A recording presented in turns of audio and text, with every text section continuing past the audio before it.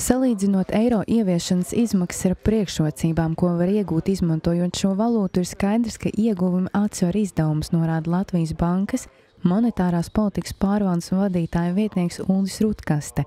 Pēc ekspertu sarunas Latvijas bankā par eiro ieviešanu skats uz eiro, viņš stāsta, ka bāzes scenārija gadījumā izmaksas varētu atsvērt gada laikā pēc iestāšanās eirozonā. Esot cieši integrētam ar Eirozonu, Eiropas Savienību, bet neizmantojot šo vienoto valūtu, mēs negūstam tos labumus, ko dod. Jo objektīvi nav tikai sliktās lietas. Šobrīd mēs dzirdam par sliktām lietām, bet ir arī labas lietas, ko dod eiro. Un eiro faktiski var palīdzēt mums ietaupīt, piemēram, budžetam uz tām pašām procentu likmēm. Pārfinansējot starptautisko aizdevēju parādu, mēs varētu ar eiro dabūt zemākas procentu likmes, tā ietaupot naudu. Arī privātajam sektoram eiro ar laiku nodrošināt lētākus kredītu resursus, kurus viņi varētu izmantot investīcijām, ražošanas attīstībai. Eiro sniedz arī labākas ārējās tirdzniecības iespējas. Līdz ar to eksports noteikti pieaugs ieviešot eiro. Un tas viss atspoguļojas arī uz ekonomiku un paaugstina mūsu iekšzemes koproduktu. Šī gada augustā pētījuma centrs Latvijas fakti veicis sabiedriskās domas aptauju par eiro ieviešanu Latvijā. Komentējot aptaujas rezultātus, pētījuma centra direktors Aigars Freimanis skaidro, ka 59% par eiro ir šaubīgi, bet tā ieviešanu atbalsta 35%, kas ir jau iepriekšējos gados ierastais viedokļu samērs. Parāda krīzes ziņas to nav daudz ietekmējušas.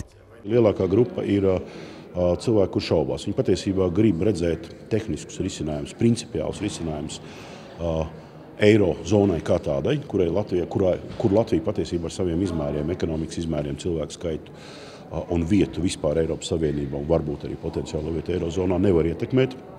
Līdz ar to viņi vēlētos redzēt vienādas nosacījumus visiem zonas dalībniekiem, lai būtu šī savstarpējā uzticība, lai būtu sakārtot šī banku sistēma.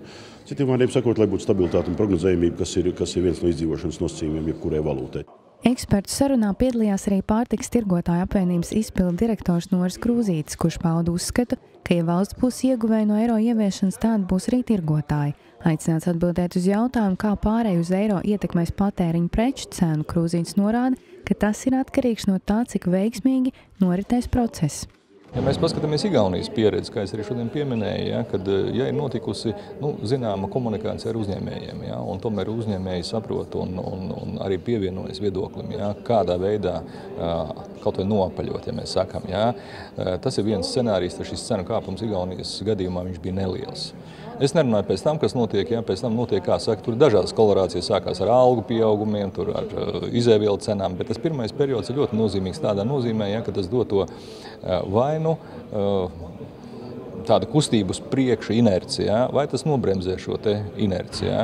Un šajā gadījumā mēs varam salīdzināt arī PVN gadījumu, kad mēs šobrīd, ja mēs paskatījāmies, kad Lietuvā un Igaunijā bija inflācija, tad tajā periodā mums tieši jūlijā, pirmajā mēnesī, mums bija deflācija. Mums bija 0,9% cenu kritums salīdzinot ar iepriekšējo periodu.